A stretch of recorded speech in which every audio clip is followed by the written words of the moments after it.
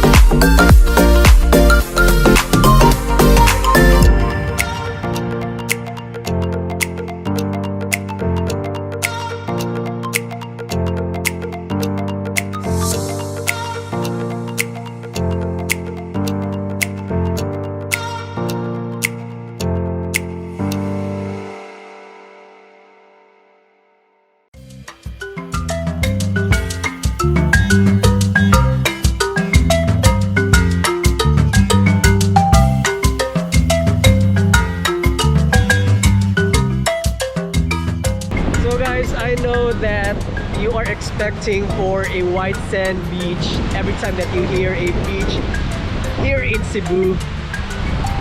But the good thing is, even if it's not white sand, the water is really clear.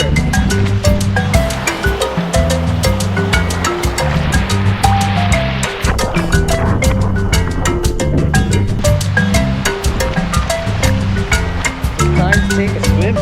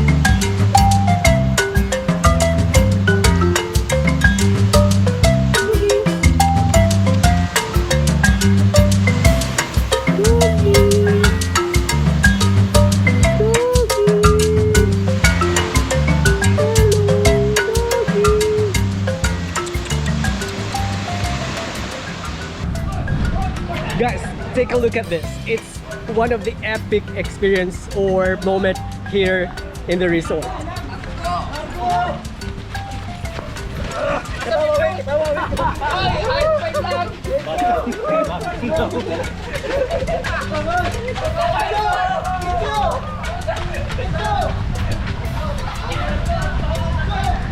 So that's really a great moment captured here in my vlog, because it's really rare nowadays to see bayanihan, let's say, concept wherein everybody would really help each other to transfer their nipa huts from one place to the other.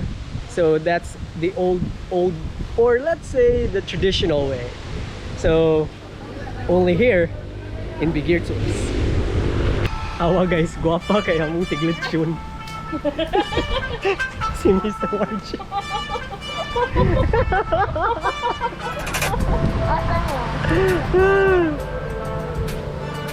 Yeah, so by the way, if you are interested to order this lechon belly, it is also available not just here in Asturias, it's available in Lapu-Lapu. Miss Marge, asan nila ma-order? Sa Pahak. Pahak, pila? Binalingan size medium size. Medium size, 2,200 pesos. And lechon belly is really known here in Cebu. No other than lechon belly can make it, but just here in Cebu. Basta lechon, it's the pride of Cebu. What's yung pangalan guys sa lechonan? Yang crispy and tasty lechon. Yang crispy and tasty lechon. Lamig kayo.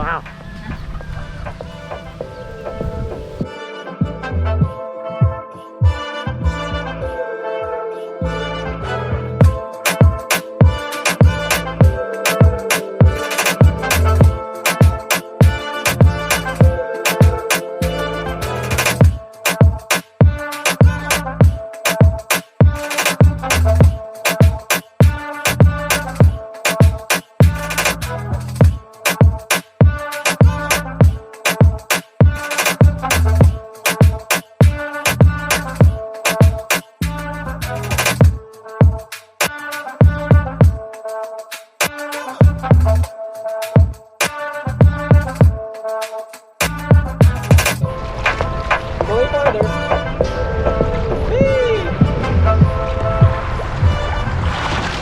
Whee! Okay, palikot ta.